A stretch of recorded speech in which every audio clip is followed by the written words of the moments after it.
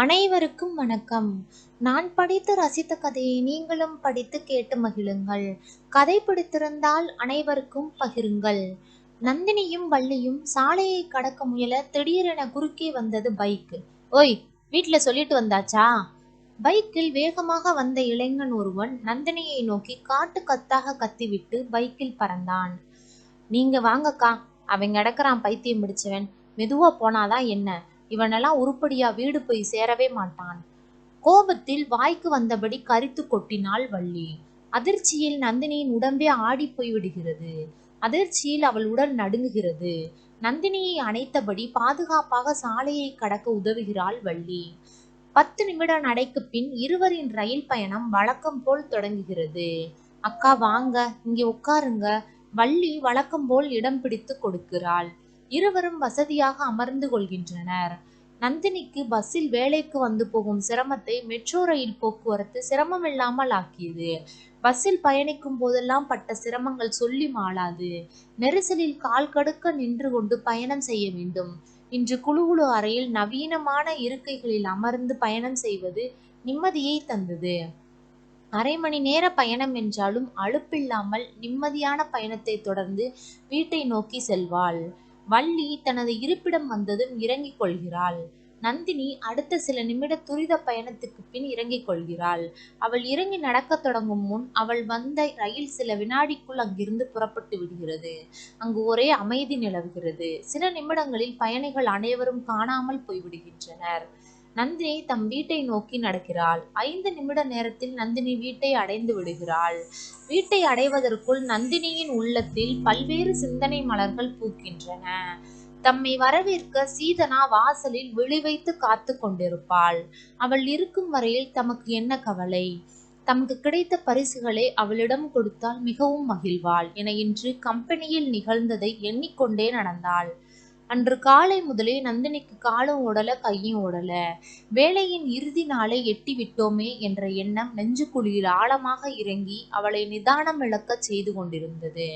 மதிய உணவு வேலை நெருங்கியும் அந்த எண்ணம் தணியாமல் ஆர்ப்பரிக்கும் கடல் அலையாய் மனதில் அலைமோதியது. இன்னும் அரை நாள் பொழுது மட்டுமே எஞ்சியுள்ளது என்று கவலை விலைவாசி போல ஏறிக்கொண்டிருந்தது. உற்சாகத்தை தொலைத்தவரால் தளர்ந்த நடையோடு தோழியுடன் மதிய உணவிற்காக உணவு விடுதிக்கு செல்கிறாள் நந்தினி. 20 வயசுல இந்த கம்பெனியில் நீங்க வேலைக்கு சேர்ந்தீங்க அக்கா? ஆமா வள்ளி, இந்த கம்பெனியில் 40 வருஷமா வேலை செஞ்சுட்டேன். பள்ளி படிப்பு முடிஞ்ச கையோட குமரியா வேலையில் சேர்ந்த நான் இன்றைக்கு 60 வயசு ஆன கிழவியா இந்த கம்பெனியை விட்டு வீட்டுக்கு போக போறேன். மனதுக்குள் மலையாய் கூடு கட்டி இருந்த கவலைகள் எல்லாம் ஒரு நொடியில் பறந்தது போல் வாய்விட்டு சிரிக்கிறார் நந்தினி. நந்தினியுடன் மதிய உணவருந்தி கொண்டிருந்த வள்ளி நந்தினி நகைச்சுவையுடன் பேசுவதை கேட்டு கடகடவென்று சிரிக்கிறாள். அந்த தொழிற்சாலை உணவகத்தில் பல வருடங்களாக அவர்கள் இருவரும் ஒன்றாய் அமர்ந்து உணவு உண்ணும் வழக்கத்தை கொண்டவர்கள். அவர்கள் இருவருக்கும் இடையில் 5 வயது வித்தியாசம். வேலைக்கு சேர்ந்த நாள் முதல் நந்தினியை தம் உடன் பிறந்த அக்காவாக எண்ணி பழகி வருபவள் வள்ளி. அக்கா, நாளையிலிருந்து அதிகாலையிலேயே படுக்கை விட்டு நீங்க அறக்க பருக்க எழ வேண்டிய அவசியமில்லை. ஆரவாரம் இல்லாமல் அமைதியா எழலாம். உங்களுக்கு ரொம்ப விருப்பமான உணவை ருசிச்சு ருசிச்சு சாப்பிடலாம். அட நீ போவள்ளி, என்ன இருந்தாலும் 4 பேரோட இப்படி ஒன்னா உட்கார்ந்து கலகலப்பா பேசி சிரிச்சு உணவுகளை ஒவ்வொரு நாளும் சாப்பிடுற மகிழ்ச்சி இருக்கே, அந்த மகிழ்ச்சி வீட்டுல தன்னந்தனியா சாப்பிடும் போது கிடைக்குமா? கவலையுடன் கூறுகிறார் நந்தினி. நீங்க சொல்றது உண்மைதான். அதற்காக 60 வயசை தாண்டியும் இதே கம்பெனியில நீங்க வேலை செய்யலாம்னு சொல்ல வரீங்களா? எதையும் மறைத்து பேசும் வழக்கம் இல்லாத வள்ளி தம் மனதில் பட்டதை பட்டென கூறினாள். இது நாள் வரையிலும் மாடா உழைச்சு துரும்பா போனது போதும்னு நினைக்கிறேன் வள்ளி. கடவுள் புண்ணியத்தால உடல் ஆரோக்கியத்தோட இது நாள் வரையிலும் எந்த பிரச்சனையும் இல்லாம வேலை செஞ்சது போதும். இருக்கிற நல்ல பேரோட சோறு போட்ட கம்பெனியை விட்டு போயிடுறதுதான் நல்லதுன்னு நினைக்கிறேன் வள்ளி. உணர்ச்சியுடன் நந்தினி கூறுவதை அமைதியுடன் கேட்கிறாள் வள்ளி. உங்க நினைப்பு சரியானது அக்கா, நான் கேட்கிறேன்னு தப்பா நினைக்காதீங்க, தயங்கினாள் வள்ளி. இதுதானே வேண்டாங்கிறது? உன்னை பற்றி எனக்கு தெரியாதா வள்ளி? அக்கா, தவறா நினைக்க மாட்டேன். நீ கேட்க நினைக்கிறத தாராளமா கேளு. கேளு வள்ளி. நாம 2 பேரும் ஒரு வயிற்றுல பிறக்கலைனாலும் நாம 2 பேரும் உடன் பிறக்காத அக்கா தங்கச்சிங்க தான். அப்படி சொல்லுங்க அக்கா, இப்பதான் என் மனசே நிறைஞ்சிருக்கு. எனக்கு கூட பிறந்த அக்கா இல்லாத குறைய தீர்த்து வைக்க வந்த புண்ணியவதியாச்சே நீங்க. உங்க பணி ஓய்வுக்கு பிறகு நீங்க யாரோட தங்க போறீங்க? என்ன வள்ளி, நீ தெரியாம தான் கேக்குறியா? நான் ஆசையோடு வளர்த்து வர்ற அக்கா மகள் சீதனாவோட தான் தங்க போறேன், மகிழ்ச்சியோடு கூறினாள் நந்தினி. 20 ஆண்டுகளுக்கு முன் அக்காலும் அவர் கணவரும் மோட்டார் விபத்தில் காலமான பிறகு அனாதையாகி போன சீதனாவை வளர்க்கும் பொறுப்பினை நந்தினி ஏற்றுக்கொண்டாள். சீதனாவுக்கு அப்போது 5 வயது இருக்கும். இந்த உலகத்துல அவளுக்கு இருந்த ஒரே இரத்த உறவு அக்காதான். அவரும் விபத்துல இறந்து போன போது நந்தினி நொறுங்கி போனாள். வாழ்வு இருண்டு போனதாக எண்ணினாள். தனது அக்காளுக்கு செய்யும் கைமாறாக எண்ணி அன்று முதல் சீதனாவை பாசத்தை கொட்டி வளர்க்கத் தொடங்கினாள். சீதனாதான் நந்தினிக்கு உலகமாகிவிட்டது. தனது திருமணத்தை கூட அவர் நினைத்து பார்க்காமல் கண்ணும் கருத்துமாக சீதனாவை வளர்ப்பதிலேயே காலத்தை கரைய விட்ட மகாராசி. நந்தினி அக்கா என்று எப்போதும் பெருமையாக பேசுவாள் வள்ளி. சீதனா பல்கலைக்கழகத்துல பட்டம் பெற்ற காட்சியை அவளது பெற்றோர்கள் பார்க்க கொடுத்து வைக்கவில்லையே என்ற கவலையினால் நந்தினி துயரமடைந்தார். எந்த குறையும் இல்லாமல் கல்விக்கான செலவுகளை எல்லாம் தானே ஏற்றுக்கொண்டு சீதனாவுக்கு எந்த கல்வி கடன்களையும் வைக்காமல் பட்டதாரியாக உயர்த்தி காட்டியதில் மகிழ்ச்சி அடைந்தாள் நந்தினி. தற்போது தனியார் நிறுவனம் ஒன்றில் உயர் அதிகாரியாக பணியாற்றுகிறாள். கை நிறைய வருமானம். அக்கா, உங்க நல்ல மனசுக்கு எந்த குறையும் இல்லாம கடவுள் நல்லபடியா வச்சிருப்பாரு. நீங்க நினைச்ச மாதிரி சீதனாவோட சந்தோஷமா இருங்கக்கா. கடைசி காலம் வரை அன்போடு வளர்த்த சீதனா உங்களை கண்கலங்காம காப்பாத்துவா, வள்ளி உணர்ச்சியுடன் கூறுகிறாள். நான் வணங்கும் ஆத்தா உன்னோட உருவத்துல நேர்ல வந்து சொன்ன அருள்வாக்கு போல இருக்கு. உன்னோட வாய் முகூர்த்தம் பழிக்கட்டும் வள்ளி.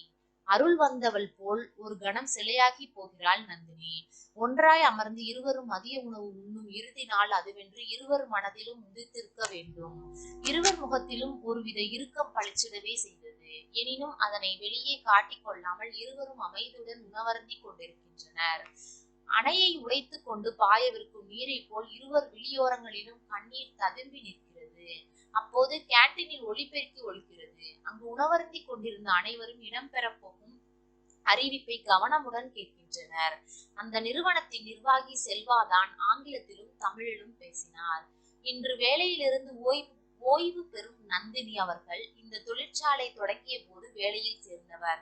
கடந்த 40 வருடங்களாக நேர்மையாக பணியாற்றிய அவருக்கு நிர்வாகம் பாராட்டும் நன்றியும் தெரிவித்துக் கொள்கிறது. அதேவேளை அவர் ஆற்றிய சேவையை பாராட்டும் வகையில் அவருக்கு நினைவு பரிசும் 10,000 ரிங்கிட் சன்மானமும் வழங்குகிறது. இந்த அறிவிப்பை கேட்டு உணவருந்தி கொண்டிருந்த பலர் உணர்ச்சி பொங்க நந்தினிக்கு பாராட்டு தெரிவித்தனர். அக்கா, கம்பெனியே உங்க சேவைக்கு அங்கீகாரம் கொடுத்திருக்கு. உங்களுக்கு என் வாழ்த்துக்கள். நந்தினியை சுற்றி சிறு கூட்டமே கூடிவிடுகிறது. இந்த நிகழ்வை நந்தினி சற்றும் எதிர்பார்க்கவில்லை. பலரது வாழ்த்துக்கள் திடுதிப்புன்னு வந்து சேர்ந்ததில் அவர் திக்குமுக்காடி போகிறாள். நிர்வாகம் தம்மை பெருமைப்படுத்தியது கண்டு நந்தினி ஆனந்த கண்ணீர் வடிக்கிறாள். பின்னர் விசும்ப தொடங்குகிறாள். அக்கா, ஏன் அழுகுறீங்க? வள்ளி ஆறுதல் படுத்துகிறாள். ஒரு பெரிய குடும்பத்தை விட்டு பிரிந்து நாளை முதல் வீட்டுல இருக்க வேண்டுமே என்று நினைக்கும் போதே கவலையா இருக்கு வள்ளி. நந்தினிக்கு துக்கம் தொண்டையை அடைத்துக் கொள்கிறது. கண்களில் கட்டி நின்ற கண்ணீரை சிரமத்தோடு அடக்கிக் கொள்கிறாள். அக்கா, நீங்க நினைச்ச 1/2 மணி நேரத்தில் கம்பெனில எங்களை வந்து பார்க்கலாம். நீங்க நினைச்ச மாத்திரத்துல கைபேசியில எங்களோடு பேசலாம். வாட்ஸ்அப் மூலமா எங்களுக்கு விவரம் சொல்லலாம். எதுக்கு வீணா மனசை போட்டு குழப்பிக்கிறீங்க? நான் இருக்கேன், தினமும் உங்களோடு பேசுறேன். கண்ணீரை தொடைங்க, கவலையை விடுங்க. வாழ்க்கை மகிழ்ச்சியா வாழத்தான். குட்டி தன்னம்பிக்கை உரையை ஆட்சி முடிக்கிறாள் வள்ளி. அவளது உரையை கேட்டு நந்தினி முகம் மலர்ந்தது. மாலையில் வேலை முடிந்ததற்கான சைரன் ஒலி வேகமாக ஒலிக்கிறது. நூற்றுக்கணக்கான பணியாளர்கள் தத்தம் இல்லம் நோக்கி மிகுந்த ஆவலுடன் புறப்படுகின்றனர்.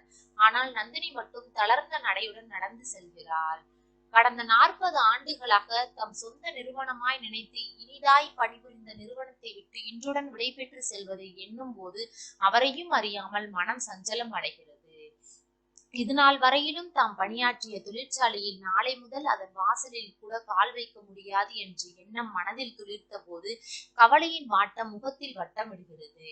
அந்த நிறுவனத்துக்கும் தனக்கும் உள்ள உறவு இன்று முதல் முற்றாய் அறுபடுவதை எண்ணி பார்க்கிறாள்.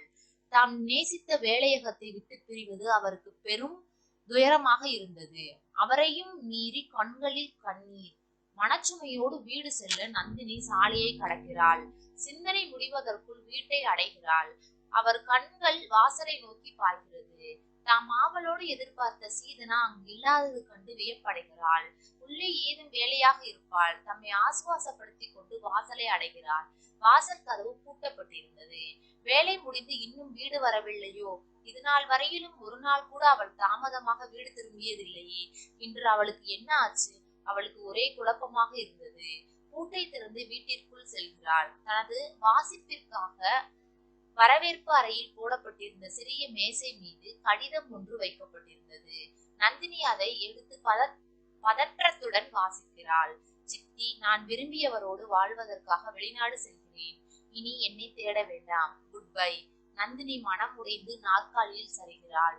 வாழ்க்கையின் தனிமை துயரை மாற்ற 60 வயதிலும் முயன்று கொண்டு ஏதோ சிறு வேலையை செய்து வருகிறாள் நந்தினி. நன்றி.